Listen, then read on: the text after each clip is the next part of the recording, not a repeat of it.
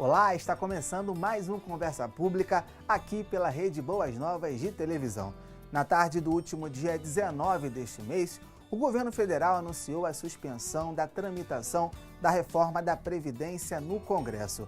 O presidente do Senado, Eunício Oliveira, determinou a suspensão de qualquer proposta de emenda à Constituição, inclusive nas comissões temáticas, enquanto estiver em vigor o decreto que prevê a intervenção na área de segurança no Rio de Janeiro.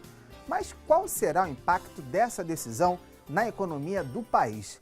Quem vai ter a missão de explicar como fica o Brasil sem a reforma é o economista e titular da coluna Economês do jornal Boas Novas Brasil, Gilberto Braga. A reforma da Previdência foi para o saco. O governo jogou a toalha e simplesmente desistiu. O que mudou? O que mudou é que a reforma não seria aprovada no Parlamento brasileiro, ou seja, o Senado e a Câmara Federal teriam muita dificuldade no ano eleitoral de aprovar medidas no regime previdenciário que afeta boa parte dos trabalhadores esses que são eleitores e voto, portanto, que esses parlamentares precisam para continuarem políticos exercendo cargos de senadores e deputados federais. Então o governo percebeu, ainda que fosse intenção de aprovar no primeiro trimestre de 2018, a dificuldade que ele teria de tornar viável um projeto que é politicamente ruim do ponto de vista das consequências, afetando inclusive o eleitor desses próprios políticos. O governo, ao perceber isso, desistiu da reforma previdenciária, mas é preciso dizer que ela continua importante e continua necessária e que certamente será um tema obrigatório para o próximo governo, que vai se iniciar em 1º de janeiro de 2019.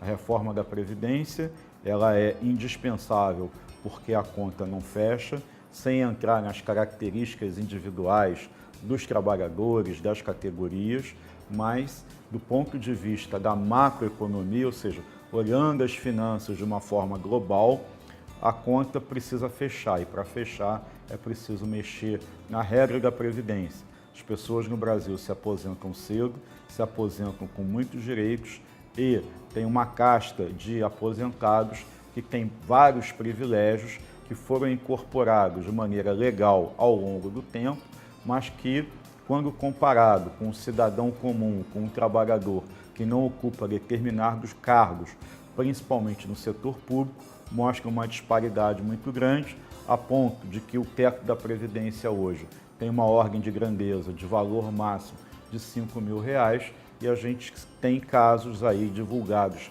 pela imprensa que não são isolados, são muito comuns, por exemplo, no Poder Judiciário, de pessoas que se aposentam com mais de 50 mil por mês, ou seja, 10 vezes mais do que o cidadão comum que contribuiu 35 anos ou 30 anos pelo teto máximo da Previdência na sua fase final de contribuição. Então, a reforma da Previdência, com a longevidade da população, ou seja, as pessoas estão morrendo mais idosas, vivendo mais, por conta da saúde, da qualidade de vida, da informação que cada vez maior com relação a hábitos saudáveis. Então isso, do ponto de vista humano, é muito interessante, do ponto de vista financeiro, representa mais custo para o Estado, porque as pessoas, ao se tornarem mais longevas, ou seja, morrerem com mais idade, elas ficam mais tempo recebendo pensões e aposentadorias, e quem paga isso é o Estado. Em tese, aquilo que o cidadão contribui é necessário para que mais tarde ele seja assistido. O que nós temos hoje é que o tempo de contribuição permaneceu o mesmo dos anos 60 da década passada e mais de 50 anos depois nós temos hoje a mesma contribuição, tendo que sustentar um aposentado que vive pelo menos 20 anos a mais, em média, do que vivia no século passado. Então a conta não fecha e qualquer pessoa minimamente inteligente que conheça razoavelmente as 4 operações de matemática consegue enxergar isso.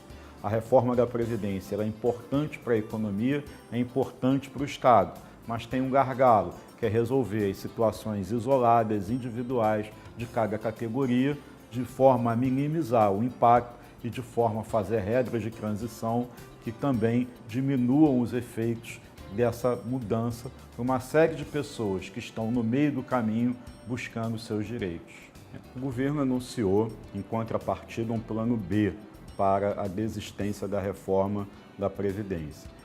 Esse plano B é um conjunto de 15 iniciativas que, teoricamente, teriam o condão de substituir o efeito financeiro da reforma da Previdência, uma espécie de compensação.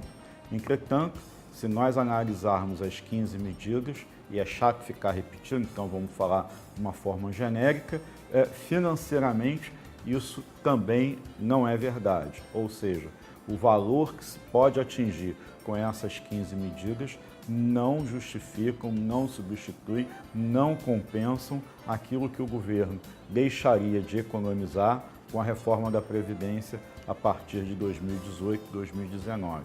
Em outras palavras, o que o governo propõe com essas 15 medidas, a maioria são modificações de caráter administrativo, que são importantes, não tem nenhuma medida ruim, é importante que se diga disso, são todas positivas, somente não tem esse impacto financeiro.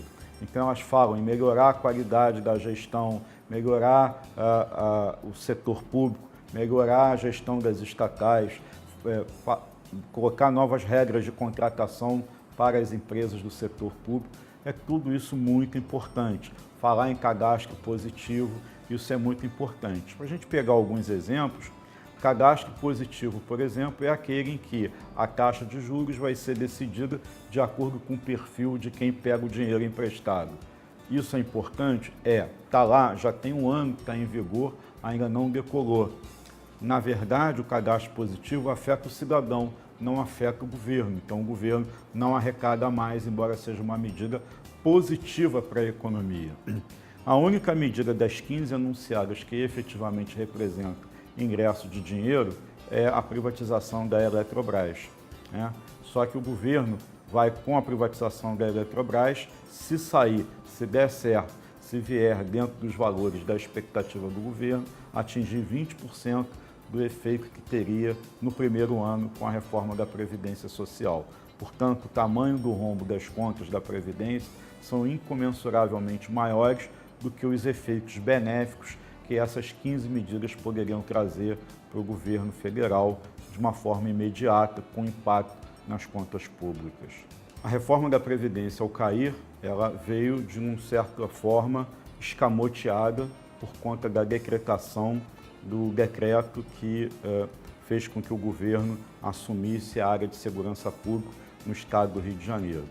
Então é preciso entender o efeito econômico disso e o efeito político disso. O efeito econômico é muito fácil de imaginar: mais segurança, mais tranquilidade, mais turismo, principal vocação do Rio de Janeiro, porta de entrada do turismo nacional e internacional, ou seja, o turista que vem fazer viagem para o Brasil, em algum momento, 4 de cada 5, na entrada ou na saída da sua viagem, ele passa pelo Rio de Janeiro.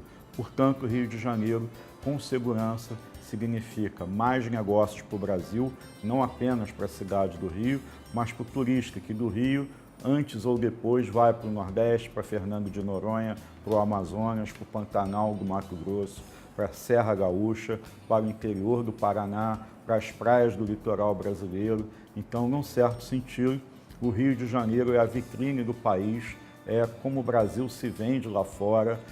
Teve aqui o evento recente das Olimpíadas do Rio 2016, que foi um sucesso. Portanto, a imagem do Brasil lá fora é principalmente em termos de cartão postal associado ao Rio de Janeiro. O Rio de Janeiro, com segurança, dinamiza a economia do turismo e isso contagia não apenas esse setor, mas o ambiente geral de negócios da economia. A outra percepção que nós temos é a questão política propriamente dita, ou seja, essa medida, o decreto de intervenção na área de segurança, ele entra dentro de uma brecha da Constituição, é uma medida legal que já foi aprovada pelo Parlamento, ou seja, no Senado, e na Câmara Federal Brasileira, portanto, está dentro da legalidade. Essa intervenção faz com que o governador Luiz Fernando Pezão perca a autonomia das forças de segurança, que passam a ser geridas por um interventor nomeado pelo governo central, que no caso é o general Braga. Nesse aspecto, o que nós temos? O governo deu uma tacada de mestre, com uma única jogada, ele acertou as bolas em duas caçapas, ou como se dizia também, né, com uma cajadada só, matou 2 coelhos. Isso significa que ele tira a reforma da Previdência, porque pela Constituição, enquanto houver esse decreto de exceção, nenhuma reforma constitucional pode ser votada e aprovada pelo Congresso Nacional. E a reforma da Previdência é uma reforma da Constituição, portanto, enquanto houver intervenção no Rio de Janeiro, e ela vai até o último dia do mandato do governador e do presidente da República, terminando no dia 31 de dezembro de 2018, e, portanto, fica tudo no próximo governo, ou seja, a reforma da Previdência em condições normais não será votada esse ano, mas continua na pauta do próximo governo. Então, do ponto de vista político, ele inverte a agenda. A reforma da Previdência é algo que incomoda a boa parte dos brasileiros, não tinha simpatia de muita gente, até muita gente que apoiou a substituição de Dilma Rousseff por Michel Temer, era contra a reforma da Previdência. O governo tinha problemas na sua própria base de sustentação política, entre os seus próprios membros da bancada parlamentar, dos partidos que dão apoio ao presidente Temer. Portanto, é uma agenda muito complicada e essa reforma da Previdência fica para escanteio e entra uma outra questão que é quase uma unanimidade. A necessidade, diante de tudo que se viu no último carnaval, de ter a presença mais atuante da segurança pública no Rio de Janeiro e nas outras capitais. Lembrando que o Rio de Janeiro é apenas onde tudo começa e, tradicionalmente, todos esses efeitos do Rio de Janeiro acabam, com o passar do tempo, se repetindo nas outras cidades, nas outras capitais. A escalada de violência era efetivamente algo indiscutível e com efeito de propagação também muito grande para outros estados e capitais do Brasil. Essa intervenção no Rio de Janeiro era inédita e ela muda a agenda política porque cria para o governo uma agenda positiva, enquanto ele trabalhava com a necessidade de aprovar uma reforma que era, do ponto de vista da imagem, negativa. Portanto, isso provavelmente vai melhorar a percepção de aprovação, a aceitação em relação ao governo federal. Se as medidas de segurança derem certo, você poderá ter, inclusive, uma surpresa de uma hora para outra, até o momento em que se for limite para a confirmação das candidaturas, Michel Temer apresentar o seu nome como candidato à reeleição, e também acerta o discurso de opositores do governo. De um lado, bate no PT, no partido de esquerda, que tinha, na mobilização contra a reforma da Previdência, o seu principal mote, ou seja, toda a militância de esquerda estava, de alguma forma, engajada dentro desse projeto, fazendo movimentos de rua, em aeroportos, em atos públicos. Então, perde esse discurso. Vão ter que discutir agora a legitimidade da chapa Dilma-Temer, se Temer foi eleito junto com Dilma, se foi votado somente em Dilma e Temer entrou de gaiato do navio. É uma discussão muito mais legalista, de aspectos jurídicos eleitorais e que escapa à percepção da grande população. Por outro lado, essa intervenção também atinge direto o discurso de Jair Bolsonaro, que era um dos principais expoentes, nomes que vinha surgindo, que é candidato à presidência da República e que usa como mote, como slogan, a presença das Forças Armadas. Lembrando que Bolsonaro é deputado federal pelo Rio de Janeiro, principal local onde as confusões ocorrem, que ele é egresso das Forças Armadas, ele era capitão quando reformou e que tinha, portanto, um discurso muito centralizado em cima da segurança pública. Então, essa intervenção troca a agenda do governo, que sai de uma agenda ruim para uma agenda boa, e atinge os seus principais dois ameaçadores, que é a esquerda e Jair Bolsonaro pela direita. Portanto, é para ficar atento e cuidado que Michel Temer pode estar vindo aí candidato à reeleição. É bastante provável que a reforma da Previdência volte no ano que vem. Ninguém sabe qual é a proposta, porque o governo ainda tem esperanças pequenas de fazer pequenas mexidas ainda ao longo de 2018 com medidas administrativas, ou seja, que não precisem passar pelo Congresso Nacional, mudando em questões de regras, de exigências, aspectos mais técnicos e menos estruturais da Previdência. Ao longo de 2019, não se sabe quem vai ser o presidente da República. Hoje não tem nenhum nome disparado nas pesquisas eleitorais. Temos um grande influenciador, que é o ex-presidente Lula, e que até o momento não é candidato, e tudo sugere que não será candidato. Então, a importância de Lula nas eleições vai ser agora muito testada, porque ele conseguiu fazer, na época em que ele tinha uma boa popularidade e não era ainda acusado de crimes, a eleição da sua sucessão e depois reelegeu a Dilma Rousseff, né? Ela foi eleita 2 vezes, e como se dizia que o apoio de um grande político pode até eleger um poste. Então, na verdade, não se sabe se Lula terá capacidade de transferir votos. Ao mesmo tempo, de forma autônoma, a esquerda hoje não tem um grande nome com penetração nacional e que transite fora das suas hostes, ou seja, pelo principal eleitor de centro que decide o poder, simpatia. Então, não há um nome que polarize pelo lado da esquerda. Voltando à tese de que a esquerda batia naquilo que, na proposta do atual governo, incomodava, que era a reforma da Previdência, a reforma saiu de campo, portanto, a esquerda hoje não tem discurso, vem esfacelada pela Lava Jato e sem um nome de projeção nacional. Pelo outro lado, pelo campo, digamos assim, da direita, Jair Bolsonaro, repetindo, perdeu o discurso do endurecimento e da radicalização. Sobram os candidatos de centro. Nós teremos a economia crescendo 3% ao redor do mês de outubro, mês em que ocorrem as eleições, o primeiro turno, as eleições nacionais. Portanto, teremos digamos assim, um estoque eleitoral de boas notícias e o governo hoje não tem como ainda capitalizar esse sucesso na economia. Portanto, um dos nomes que se fala seria o do ministro da Fazenda. O ministro da Fazenda não é uma pessoa palatável do ponto de vista de palanque, não é uma pessoa que fale uma linguagem popular, entretanto, ele pode vir como um técnico e, dado a falta de nomes com projeção, corre por fora. Joaquim Barbosa, que saiu com um grande prestígio do Mensalão, do Supremo Tribunal Federal, sempre lembrado. Marina Silva, que se mantém entre uma eleição e outra praticamente desaparecida do grande público, mas é um nome que é sempre lembrado por ter uma agenda voltada muito mais para as questões ambientais e que, embora seja egressa da esquerda hoje, é considerada muito mais moderada e de centro, até porque andou se juntando com empresários, fazendo um discurso mais comedido.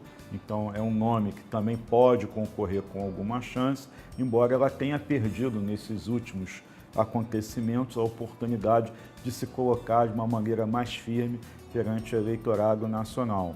E tem os chamados outsiders, como, por exemplo, o apresentador de TV, Luciano Huck, que fica no namoro dizendo que ora é candidato, ora não é candidato, e é um nome que teria grande apoio perante o eleitorado, mas que tem muita dificuldade de ter, digamos assim, apoio dentro dos partidos políticos, exatamente por não ser um político tradicional. Então, fora isso, os outros nomes da esquerda, são muito mais para ocupar espaço, para ter um momento na campanha eleitoral, na propaganda gratuita, de colocar pontos de vistas que são pontos de vistas representativos, próprios da democracia, mas de baixíssimo apelo popular. que mais ocupam uma faixa e firmam uma posição do que propriamente são alternativas reais de poder.